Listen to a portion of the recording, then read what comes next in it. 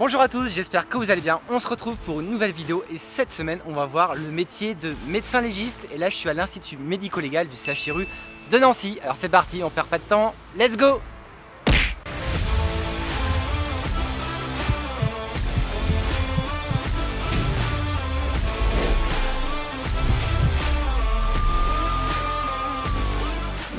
Bonjour à tous, et écoutez, je suis à l'Institut médico-légal et je suis avec le docteur Marchand. Donc bonjour à tous, je suis donc Élodie Marchand, je suis médecin légiste et maître de conférence en médecine légale. Ok, donc Élodie, donc tu es médecin légiste, est-ce que tu peux me parler un petit peu de ta formation? Alors, déjà, dans les idées reçues, le médecin légiste est, oui, bien un médecin qui a suivi des études de médecine, comme n'importe quelle spécialité, cardiologue, ophtalmologue. C'est devenu depuis 2017 donc un DES, un diplôme d'études spécialisées en médecine légale, où les internes vont faire 4 ans de formation pour apprendre le métier de médecin légiste. Comme urgentiste, c'est vrai que c'est une spécialité qui est assez récente. En fait, c'est une des spécialités médicales qui est la plus ancienne, parce qu'on la retrouve exercée dans l'Antiquité, et pourtant, effectivement, dans la structuration, dans l'évolution et la formation, elle date très récente de 2017. Et en tant que médecin légiste, quelles sont tes missions? Alors, elles sont très variées, malgré ce que va véhiculer la télévision. Mes missions, on connaît à travers les séries télé, les films, le médecin légiste donc en salle d'autopsie qui va s'occuper des morts. Donc ça, c'est effectivement une part de l'activité.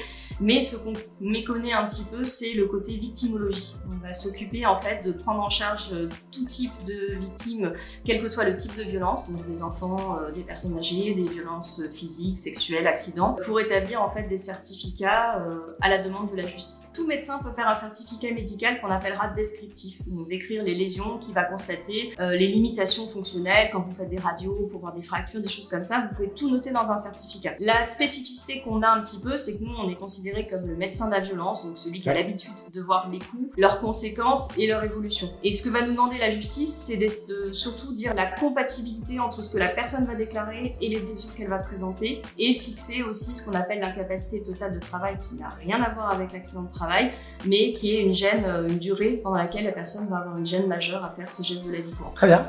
Et autre versant un peu de ton métier, parce que là d'ailleurs on est derrière une table d'autopsie, mais on ne fait plus d'autopsie sur cette table-là. Et non, c'est une ancienne table d'autopsie qui servit jadis, mais comme tout, on recycle beaucoup.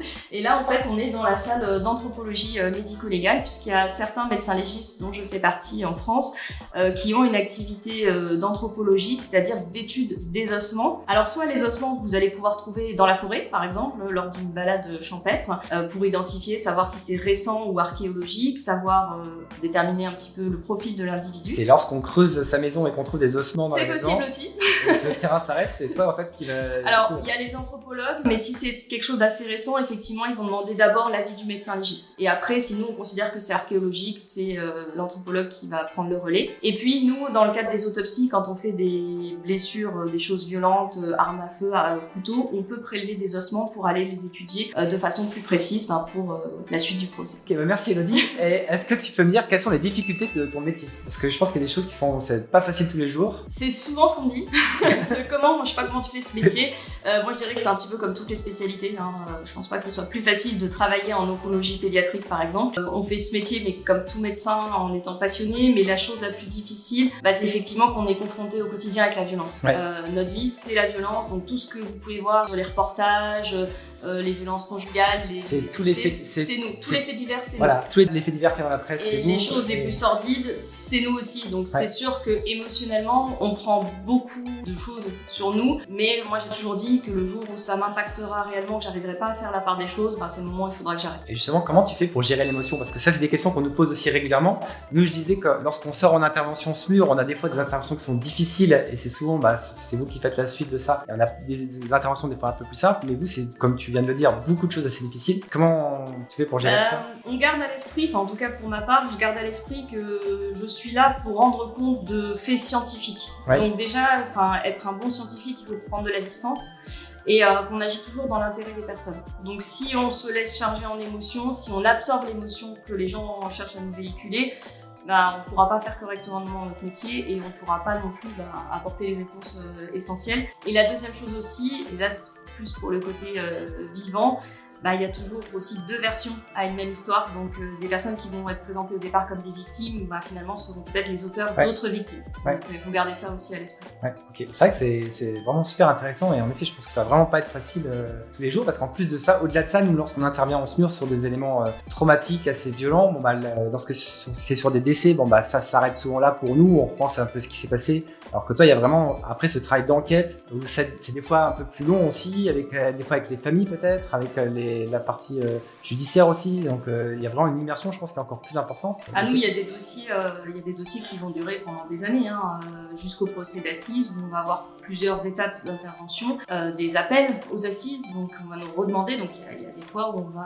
aller sur des dossiers qui remontent à 5-6 ans en arrière, et l'image reste toujours là. Nous, lorsqu'on intervient sur des interventions difficiles en SMUR, on intervient avec notre véhicule, mais toi lorsque tu arrives, est-ce que tu as un véhicule dédié médecin légiste? Non, on n'a ni véhicule, ni gyrophare, ni même de veste. Quand on intervient, nous c'est en civil avec un véhicule personnel. C'est ta véhicule, c'est ta voiture à toi. Ouais, c'est ma voiture à moi. Donc j'ai un bon véhicule, un SUV.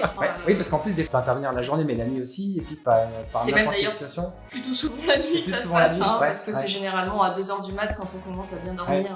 On est appelé pour ce genre d'intervention. On est appelé sur toute la Lorraine, donc ça peut faire 1h30, 1h45, 2h de route pour aller sur place, tout seul dans son véhicule avec la radio, un grand palier. Et sur place, est-ce que du coup, pareil, t'as une petite mallette ou un petit truc? Alors oui, on a une petite mallette avec notre matériel, donc on charge à chacun de remplir sa mallette correctement et de se trouver. Est-ce qu'il y a justement, il n'y a pas des recommandations en fait sur le matériel que tu dois avoir dans ta mallette? Tu fais ta propre mallette, c'est ça? Alors on fait notre propre mallette par rapport à ce qu'on a l'habitude de faire, donc on a souvent de quoi prendre des notes par rapport à nos constatations. On va avoir un mètre ruban pour pouvoir mesurer certaines lésions, certaines distances. On va avoir de quoi faire des prélèvements sur place, de sang, d'urine, et puis on va surtout avoir un thermomètre, un thermomètre à sonde qui va nous permettre de mesurer la température du corps par rapport à l'environnement pour pouvoir estimer le délai post-mortem, donc savoir depuis combien de temps la personne est décédée. D'accord. Et puis au niveau de la conduite, nous on a des gyrophares, mais toi t'as pas de gyrophare. Non, on n'a pas de gyrophare. On n'est pas dans l'urgence, on dit toujours en médecine légale, il n'y a pas d'urgence, ça reste des urgences relatives. Donc quand nous on intervient, la scène elle est violée, les policiers sont sur place, tout est quadrillé, il n'y a personne qui peut intervenir, donc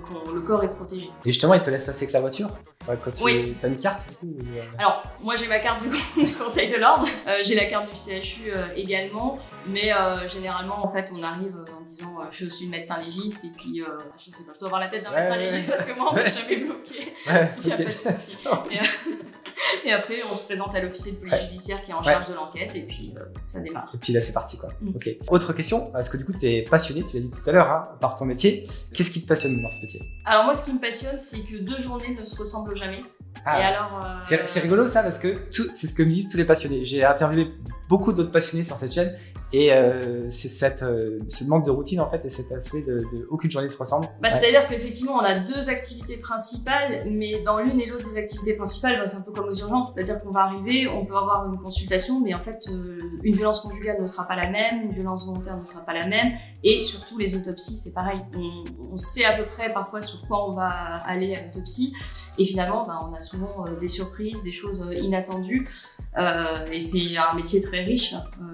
Et effectivement, moi je le dis quand on me dit que c'est difficile de faire ce métier, je dis pas mon métier, c'est une passion. Je viens travailler avec passion. J'ai exactement le même discours que toi, sérieux. Même si les journées parfois sont un peu longues, voilà, on est toujours content de faire ce qu'on fait. Ok, merci Elodie. Et pour terminer la vidéo, est-ce que tu as peut-être une ou 2 anecdotes, alors un peu sympa, on va dire un peu spéciales à nous raconter? Oui, on parlera pas des cas, parce que des anecdotes d'affaires, j'en aurais beaucoup à raconter. Dans le cas de partir sur des levées de corps un petit peu éloignés, effectivement, une fois j'ai été appelée comme ça à minuit et demi, donc en plein hiver, sinon c'est pas drôle, à 1h30 de route, sinon c'est pas drôle, et j'arrive à peu près à l'endroit où je devais aller avec un rond-point, et la route que je devais prendre, route barrée. Du coup, je prends la déviation, le beau panneau déviation jaune étiqueté, et là je commence à avancer, je commence à rouler, et je me rends compte que je traverse en fait un champ sur une route de tracteur avec le bas de caisse de la voiture qui commence à bien râper. Donc, je me suis arrêtée en fait à 2h du mat, en plein milieu d'un champ, sans personne autour, sans réseau sur le téléphone, en me disant je vais rester ici. En fait. Donc il faut quelqu'un pour chercher le médecin légiste. C'est ça. Voilà. Et tu t'en es sorti comment là? Et j'ai pris mon courage à 2 mains et je me suis dit qu'à un moment, il fallait essayer d'avancer. Et j'avançais vraiment, mais à 3 km/h. Ça m'a pris, je pense, 20 minutes pour sortir du champ avec ma voiture. Mais elle et moi étions en un seul morceau et nous sommes arrivés à bon port. Ok. Et alors tu m'as raconté tout à l'heure que tu avais une autre anecdote un peu plus spéciale, on va dire. Un peu plus, on va dire, crade, si je puis dire. Parce que quand on fait des levées de corps, on n'intervient pas toujours sur des corps très frais, on va dire. Oui, ça. Donc des corps qui sont un petit peu putréfiés avec du liquide naturel qui va s'écouler. Et j'ai un collègue qui m'a raconté une fois que lors d'une de ses interventions, alors en plus de l'intervention 31 décembre en costard cravate, il allait partir. Déjà, c'était un peu, son costume était un peu fichu. Mais en plus de ça, au moment où il se penche pour aller examiner le cadavre, il n'avait pas vu qu'il y avait la plaque en dessous, il a glissé et il s'est écoulé en fait à plat ventre sur le corps de la personne. D'accord, ah oui, donc d'accord. là, il avait fait son 31 décembre. Ok, ça c'est une bonne année. Ok, merci beaucoup Elodie, c'était vraiment super sympa de m'accueillir à l'Institut médico-légal. Si vous avez des questions à propos du métier de médecin légiste, n'hésitez pas à les poser en commentaire, on y répondra vraiment avec grand plaisir. Comme d'habitude, pensez à mettre le petit pouce pour me soutenir. Et moi je dis à la prochaine et merci Elodie. Merci, salut. Au revoir.